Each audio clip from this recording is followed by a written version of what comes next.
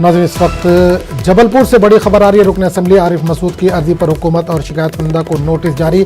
Madhya Pradesh high court ने notice जारी किया, 4 हफ्ते में जवाब मांगा गया। तो आपको एक बार फिर बता दें, इस वक्त बड़ी खबर आ रही है मध्य प्रदेश से, जबलपुर से इस वक्त बड़ी खबर है। रुकन असम्बली आरिफ मसूद की अर्जी पर हुकूमत और शिकायत कुनिंदा को नोटिस जारी किया गया है। मध्य प्रदेश हाईकोर्ट ने नोटिस जारी किया है, 4 हफ्ते में जवाब मांगा है।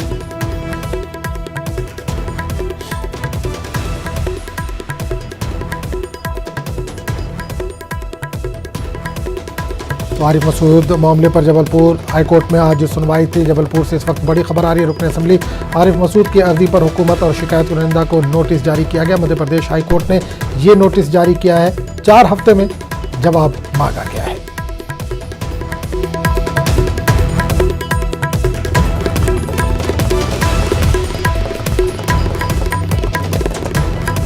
तो बड़ी खबर इस वक्त जबलपुर से आ रही है। रुकन असम्बली आरिफ मसूद की अर्जी पर हुकूमत और शिकायत में इन्होंने एहतजाज किया था, एहतजाजी मुजाहरा किया था, जिसके बाद इनके खिलाफ FIR दर्ज हुई थी, जिसको लेकर इन्होंने पेशगी जमानत की अर्जी भी दाखिल की थी, जिस पर इन्हें पेशगी जमानत भी मिल गई थी। आज इसी मामले में सुनवाई थी जबलपुर हाईकोर्ट में। रुकन असम्बली आरिफ मसूद की अर्जी पर हुकूमत और शिकायत कुनिंदा को नोटिस जारी किया गया है।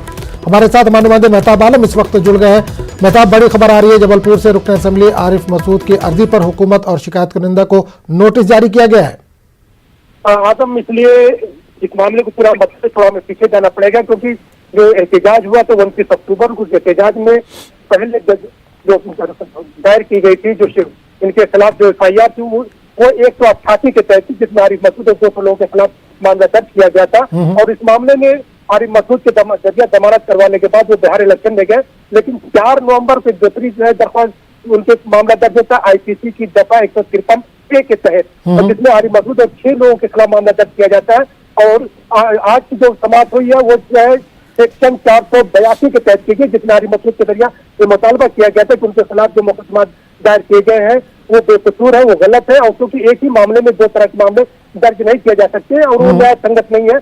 उस मामले को अदालत में संजीदगी से लेते हुए मध्य प्रदेश हुकूमत और शिकायत करने वाले डॉक्टर दीपक रघुवंशी को जो नोटिस जारी किया और 4 हफ्ते में उसका जो है जवाब मांगा है। क्योंकि आरिफ मसूद ने इसमें भी कहा है कि जो शिकायत करने वाले हैं दीपक रघुवंशी, न तो वहाँ पे मौजूद थे और उन्होंने जो है जो वीडियो है उसको देखा जा सकता है, उसमें उन्होंने किसी भी तरह की कोई शैलेंगेज बात नहीं कही है। बिल्कुल, आरिफ मसूद को पेशगी जमानत भी मिल गई और आज कोर्ट का जो ये नोटिस आया है शिकायत कुनिंदा और सरकार के खिलाफ बड़ी जीत तस्वुर की जा रही है। यकीनी तौर पर देखिए, आरिफ मसूद पहले दिन से कह रहे हैं कि उन्होंने इस मामले में जो है न तो खिलाफ वर्जी की है और न ही किसी के जज्बात को जो है मुश्तैल किया है। उन्होंने सिर्फ फ्रांस के खिलाफ एहतजाज इस बात को लेकर किया था क्योंकि वहां पे तो का मामला था और उनका आइन जो है मुल्क आइन उन्हें एहतजाज करने की इजाजत देता है। और उनकी जो दलील है कि एक मामले में 2 तरह की जो है शिकायत नहीं दर्ज की जा सकती। पहले जब उनके खिलाफ 188 का मामला दर्ज किया गया था तो फिर 6 दिन बाद फिर दूसरा मामला 153A के तहत क्यों दर्ज किया गया, इसी मामले को जो अलग अलग जो उसमें दिखाई दे रहे हैं उसको लेकर जो है जबलपुर हाईकोर्ट ने मामले को संजीदगी से सुना और सुनने के बाद जो है मध्य प्रदेश सरकार को और फिर शिकायत करने वाले दोनों को नोटिस जारी किया है। जी जी, चलिए, बहुत बहुत शुक्रिया मेहताब इस तमाम जानकारी के लिए। नाज़रीन को एक बार फिर बता दें कि जबलपुर से इस वक्त बड़ी खबर आ रही है। रुकन असम्बली आरिफ मसूद की अर्जी पर हुकूमत और शिकायत कुनिंदा को नोटिस जारी हुआ। मध्य प्रदेश हाईकोर्ट ने ये नोटिस जारी किया और 4 हफ्ते में जवाब मांगा गया है।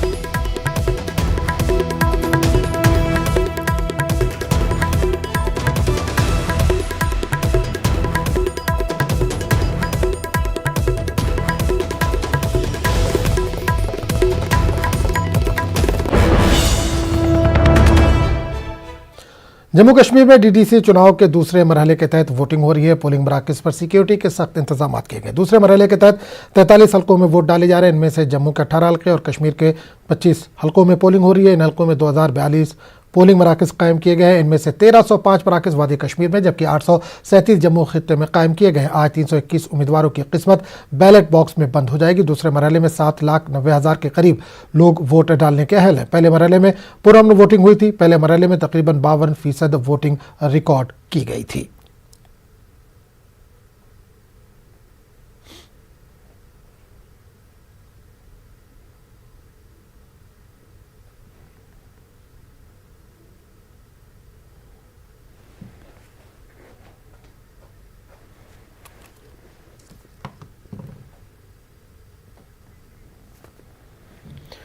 और इस पूरे मामले पर बात करने के लिए हम सीधे रुख करेंगे बारामूला का, जहां से हमारे नुमाइंदे सज्जाद इस वक्त जुड़ रहे हैं। सज्जाद, सुबह भी हमने बात की थी, कम तादाद में लोग पहुंच रहे थे, अब तकरीबन 12 बज चुके हैं। कितनी तादाद में लोग वहां पर पहुंच रहे हैं वोट डालने के लिए?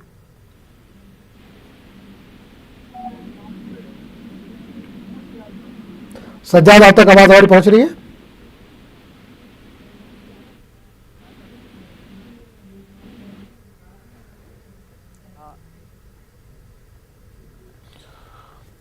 तो सज्जाद से हमारा राब्ता नहीं हो पा रहा है। ज़हूर हमारे नुमाइंदे हमारे साथ जुड़ गए, ज़हूर से बात करेंगे। ज़हूर, इस वक्त आप किस पोलिंग बूथ पर हैं और किस तरह का नज़ारा, किस तरह का मंजर देख पा रहे हैं? कितनी तादाद में लोग पहुंचे वोट डालने के लिए? देखिए आदम, मैं आपको बताऊं कि ये जो जिला कुलगाम के अभी 2 डीडीसी ब्लॉक्स में जो इलेक्शन हो रहे हैं सेकंड फेज के लिए, पहला ब्लॉक जो है ये मंजगाम है, जो एसटी के लिए रिजर्व किया गया है, ये वुमेन रिजर्वेशन के लिए है। और दूसरा ये जो ब्लॉक है ये ब्लॉक पोम्बई है, और ये कुलगाम के साथ ही एक इलाका है। दोनों ब्लॉक्स में तकरीबन 34,000 के करीब जो हक राय दहिंदगान है वो अपने हक राय दी का इस्तेमाल कर रहे हैं। और ये 34,000 जो हैं सुबह 7 बजे से 2 बजे तक अपने वोट जो है यहाँ पे अपने हक राय दी का इस्तेमाल करेंगे। आजम, मैं आपको बताऊं कि पिछली बार भी हमने देखा कि एक अच्छी खासी तादाद कुलगाम से वोटर्स की जो है वो बाहर निकली और उन्होंने अपने हक राय दी का इस्तेमाल किया। और आज एक बार फिर अगर हम एसटीज की बात करें, एसटीज के काफी मसाइल मुश्किलात हैं और उनको लेकर जो ये काफी प्रॉब्लम्स हैं उनको लेकर ये इलेक्शन जो है वो हो रहा है, और उन्हें यकीन है इस बार की उनके मसले मसाइल जो हैं वो मुश्किलात हल हो सकते हैं। क्योंकि अगर हम ब्लॉक की बात करें तो ब्लॉक से एक ख्वातीन की खासी तादाद उठ रही है। 4 कैंडिडेट्स हैं और 4 कैंडिडेट्स में काफी कड़ा मुकाबला है। और उसी तरह से अगर हम पोम्बई की बात करें, पोम्बई ब्लॉक में भी जो है 10 कैंडिडेट्स अभी अपना इलेक्शन लड़ रहे हैं। टोटल जो है 14 उम्मीदवार जो हैं दोनों ब्लॉक से अपना इलेक्शन लड़ रहे हैं, और 34,000 के करीब 34,306 लोग जो हैं हक राय दहिंदगान अपने हक राय दी का इस्तेमाल कर रहे हैं। और आजम, मैं आपको ये भी बताऊं कि सुबह से ही काफी गर्माहट थी। हालांकि ये हिली इलाका है, टूरिस्ट स्पॉट है। अरबल की अगर हम बात करें सयाहती मुकाम है और पीर पंचाल पहाड़ी रेंज पे वाक़ा है। और यहाँ पे अगर हम वोटरान की बात करें तो वोटरान सुबह से ही निकले 7 बजे से ही। हालांकि कड़ाके की ठंड रहती है यहाँ पे, लेकिन फिर भी वोटरान में काफी गर्माहट देखने को मिली। और कुल मिलाकर ज़रूर एक चीज और जानना चाहूंगा, बिजली, पानी, सड़क, ये तमाम जो हल्के हैं वहां के मसाइल हम देखने को मिल रहे हैं। अगर हम यहाँ कुलगाम की बात करें तो इन तीनों चीजों को, बिजली, पानी, सड़क को अगर छोड़ दे तो और बड़ी क्या दिक्कतें हैं लोगों को वहां पर? देखिए आजम, सही बताया आपने, बिजली, पानी, सड़क। बहरहाल अगर हम हिली एरियाज की बात करें तो लेकिन फिर भी बिजली का जो मसला है वो हमेशा रहता है यहाँ पे। क्योंकि बिजली विंटर्स में गायब भी रहती है, स्पेशली जो रूरल इलाके हैं यहाँ पे अगर हम बात करें बिजली की तो बिजली नायाब ही रहती है। लेकिन कुल मिलाकर अगर ओवरऑल डेवलपमेंट की बात करें तो डेवलपमेंट ठीक ठाक ही है। लेकिन मसले मसाइल की जहां तक बात करें तो कुछ ऐसे मसाइल हैं जिसमें सबसे बड़ी बात जो है बेरोजगारी है।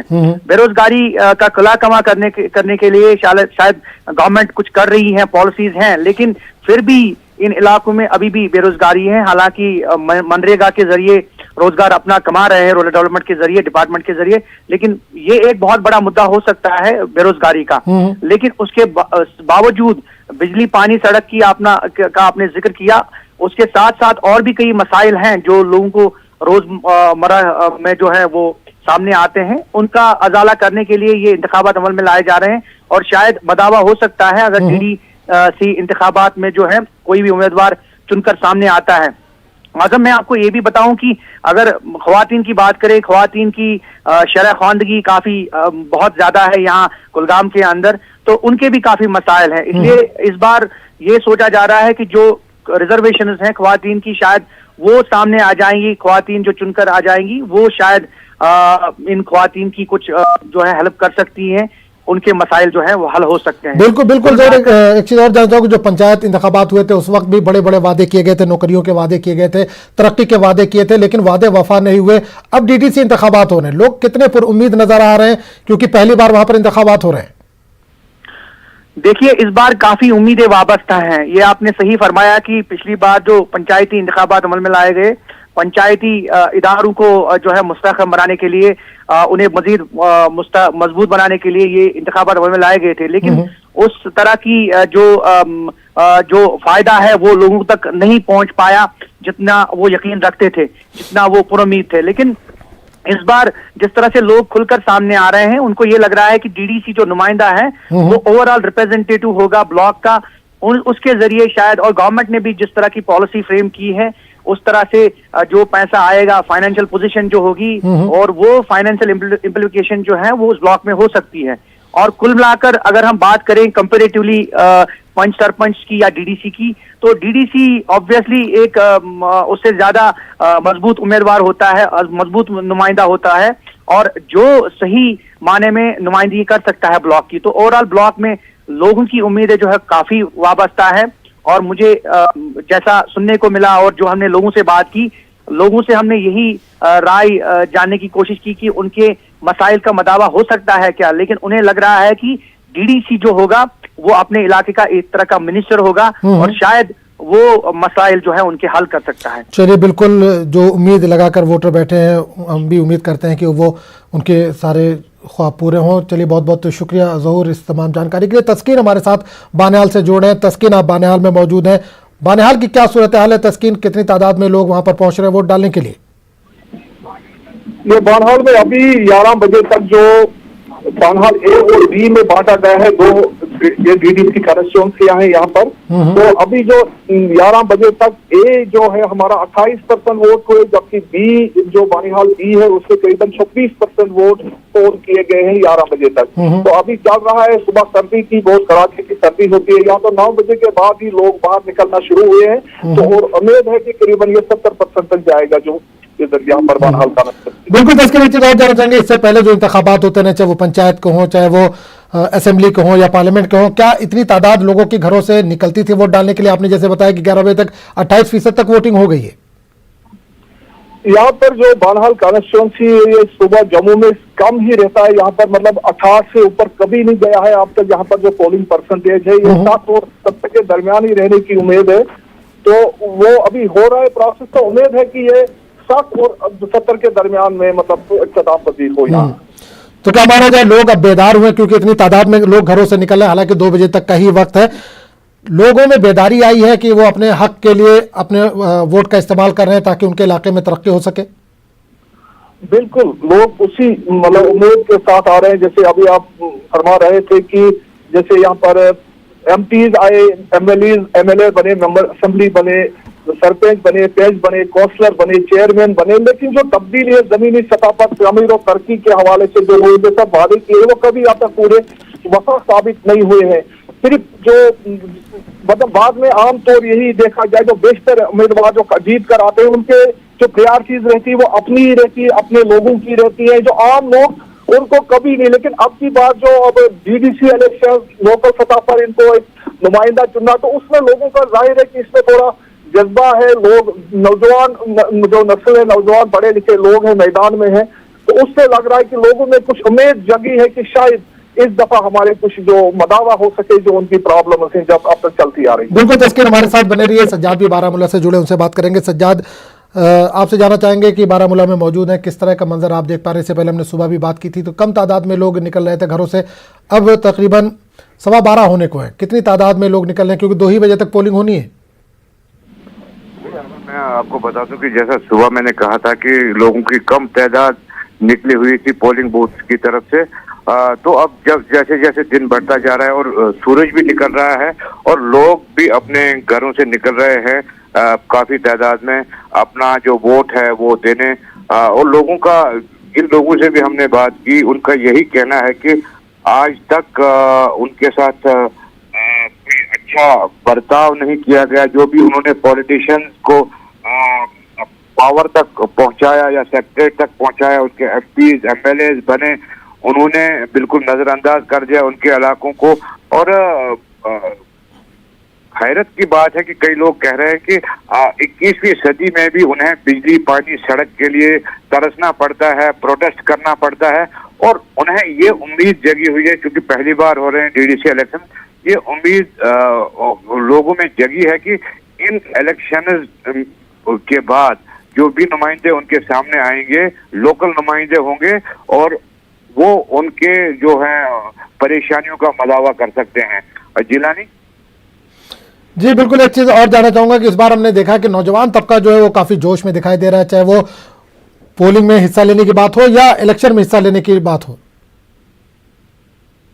जी, नौजवानों की एक खासी तादाद जो है पोलिंग बूथ की तरफ आ रही है और इलेक्शन में भी जो है कैंडिडेट्स के तौर पे उतरे हैं। आजाद उम्मीदवार काफी जो है इस कॉन्स्टिट्यूंसी से मैदान में उतरे हैं।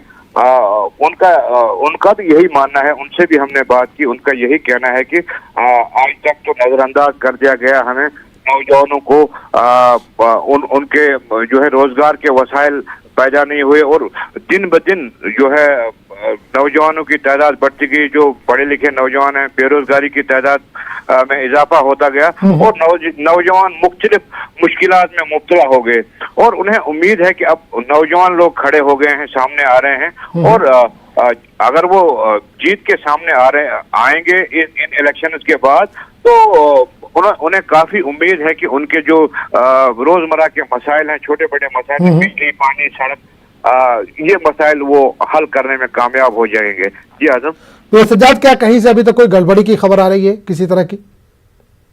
नहीं, जिस कॉन्स्टिट्यूंसी में मैं हूँ, जैनगीर कॉन्स्टिट्यूंसी में, बिल्कुल बड़े खुश असलूबी से जो है अभी तक जो है वोटर आ रहे हैं और अपने वोट का इस्तेमाल कर रहे हैं। सिक्योरिटी की जहां तक मैं बात करूं, सिक्योरिटी सूरत हाल भी बिल्कुल सख्त कर दी गई है। फौज भी जो है सिक्योरिटी एजेंसियों के साथ, पैरामिलिट्री फोर्स है, जम्मू कश्मीर पुलिस है, उनके साथ राब्ते में है और अभी तक जो है साफ और शफाफ इलेक्शन जो है हो रहे हैं और वोटरों को किसी किस्म की परेशानी नहीं हो रही है पोलिंग बूथ तक आने की। चलिए, बहुत बहुत शुक्रिया सज्जाद इस तमाम जानकारी के लिए। हमारे साथ हमारे दो और नुमाइंदे मुनीर और मंजूर इस वक्त जुड़ गए हैं। मंजूर, आप तराल में मौजूद हैं, किस तरह का मंजर देख पा रहे हैं, किस तरह का माहौल देख पा रहे हैं? 2 घंटे का ही वक्त बचा है, तकरीबन पौने 2 घंटे का वक्त बचा है। कितनी तादाद में लोग पहुंचे वोट डालने के लिए? मंजूर,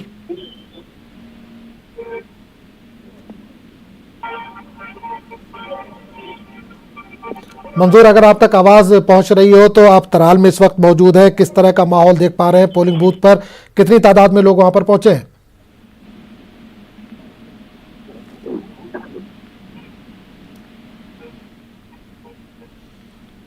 तो नाज़रीन, आपको बता दें कि जम्मू कश्मीर में डीडीसी चुनाव के दूसरे मरहले के तहत इस वक्त वोटिंग हो रही है। पुरअमन तरीके से वोटिंग का अमल जारी है। पोलिंग मराकज़ पर सिक्योरिटी के सख्त बंदोबस्त किए गए हैं। बड़ी तादाद में लोग अपने घरों से निकले। खासकर अगर हम जम्मू की बात करें तो वहाँ पर बड़ी तादाद में ख़वातीन की वहाँ पर लाइन देखी गई। श्रीनगर की अगर हम बात करें या वादी की हम बात करें तो वहाँ पर भी बड़ी तादाद में लोग निकले और अपने हक़ रायदही का इस्तेमाल कर रहे हैं। SOPs का भी ख़ास तौर पर ख्याल रखा जा रहा है। आप देख सकते हैं टीवी स्क्रीन पर कि जो लोग मास्क लगा कर नहीं आए उन्हें वहाँ पर मास्क भी तकसीम किया जा रहा है। सैनिटाइज़र का भी वहाँ पर इंतज़ाम है। तो जो लोग वहाँ पर विदाउट मास्क, बगैर मास्क के वहाँ पर पहुँचे हैं तो उनके लिए ख़ासकर वहाँ पर मास्क तकसीम किया जा रहा है। हमारे साथ मुनीर एक बार फिर जुड़ गए हैं। मुनीर, आप से जानना चाहेंगे कि तकरीबन 2 घंटे का वक्त बचा है, कितनी तादाद में लोग अभी कतारों में देखे जा सकते हैं? देखिए आजम, हम इस वक्त बडगाम के बीरवा में पहुंचे हैं। इस गंदरपुरा जगह है, वहाँ पे हम पोलिंग बूथ पे इस वक्त मौजूद है और यहाँ पे हम देख रहे हैं खवातीन, मर्द और खवातीन जो है लंबी लंबी कतारों में यहाँ पे अपनी हक की रायदही का इस्तेमाल करने जा रहे हैं और यहाँ पे काफी तादाद में इस वक्त हम आजम अगर हम बीरवा की बात करेंगे, यहाँ पे इस वक्त डीडीसी की जो परसेंटेज है वो तकरीबन बीरवा में 25.5 जो फीसद वोट पड़े हैं 11 बजे तक और इसी तरह खास ब्लॉक जो है वहाँ पे 18.90% जो पोलिंग है वो हुई है और लोग जोश खरोश के साथ घरों से बाहर आए हैं। अभी धूप की खिली है, दोपहर का वक्त है और अभी लोग बढ़ चढ़ कर इस हक रायदही के इस अमल में हिस्सा ले रहे हैं और लोगों का ये भी कहना है कि वो इस वक्त नए जो नुमाइंदे हैं उनको चुनने जा रहे हैं, इसलिए वो आज बढ़ चढ़ कर जोश खरोश के साथ इस अमल में हिस्सा ले रहे हैं। जी बिल्कुल मुनीर, आप इस इलाके में जहाँ पर मौजूद है, यहाँ पे लोगों के क्या मसाइल है, किस तरह के मसाइल है?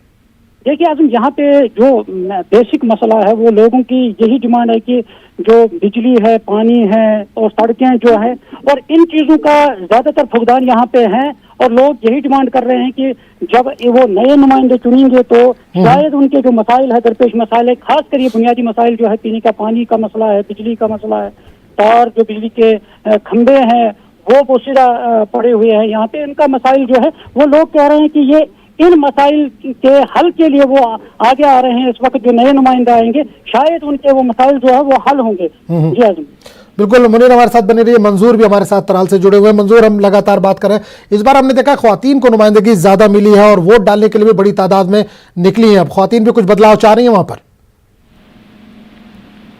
जी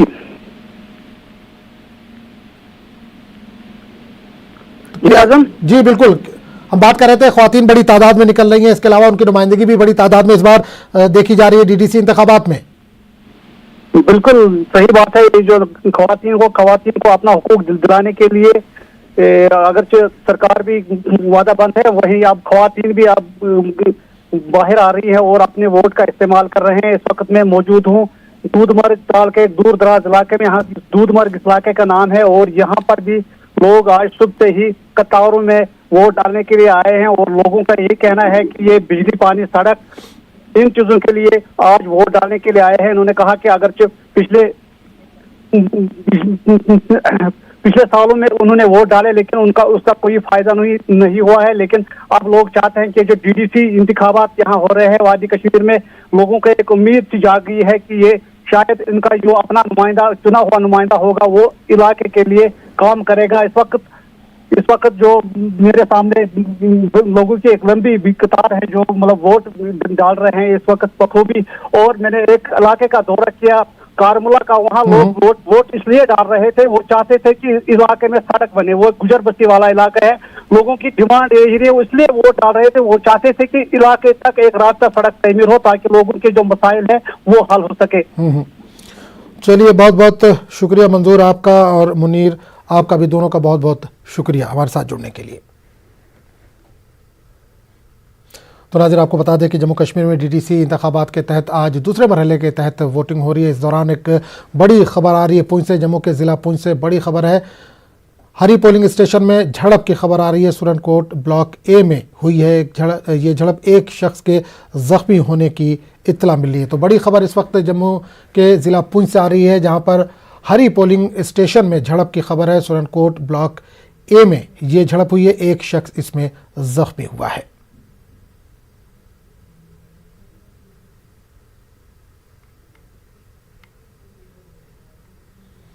तो बड़ी खबर डीडीसी इंतखाबात से जुड़ी हुई है। ज़िला पुंछ से ये बड़ी खबर आ रही है। हरी पोलिंग स्टेशन में झड़प की खबर है। सुरनकोट ब्लॉक ए में ये झड़प हुई है, एक शख्स के इसमें ज़ख्मी होने की इत्तला मिल रही है।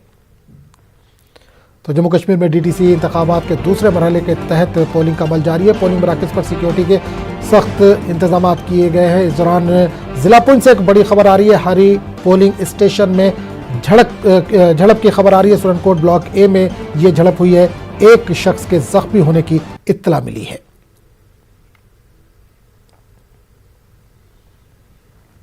तो जम्मू कश्मीर में डीडीसी चुनाव के दूसरे मरहले के तहत वोटिंग का अमल जारी है। बड़ी तादाद में लोग अपने घरों से निकले हैं, अपने हक़ रायदही का इस्तेमाल कर रहे हैं। 2 बजे तक का वक्त है। सुबह 7 बजे से ही पोलिंग का आगाज़ हो गया था। पोलिंग मराकज़ पर सिक्योरिटी के सख्त बंदोबस्त किए गए हैं। और इस दौरान ज़िला पुंछ से, जम्मू के ज़िला पुंछ से बड़ी खबर आ रही है। हरी पोलिंग स्टेशन में झड़प हुई है। सुरनकोट ब्लॉक ए में ये झड़प हुई है। इस झड़प में एक शख्स के ज़ख्मी होने की इत्तला मिल रही है।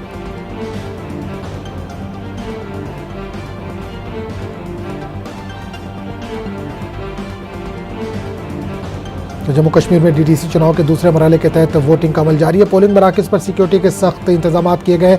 इस दौरान ज़िला पुंछ से ये बड़ी खबर आ रही है। जम्मू के ज़िला पुंछ से ये बड़ी खबर है। हरी पोलिंग स्टेशन में झड़प हुई है। सुरनकोट ब्लॉक ए में ये झड़प हुई है। इस झड़प में एक शख्स के ज़ख्मी होने की इत्तला मिल रही है।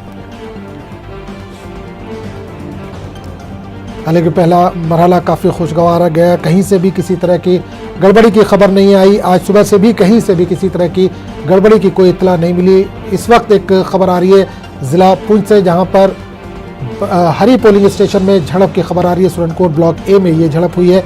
इस झड़प में एक शख्स के ज़ख्मी होने की इत्तला मिल रही है।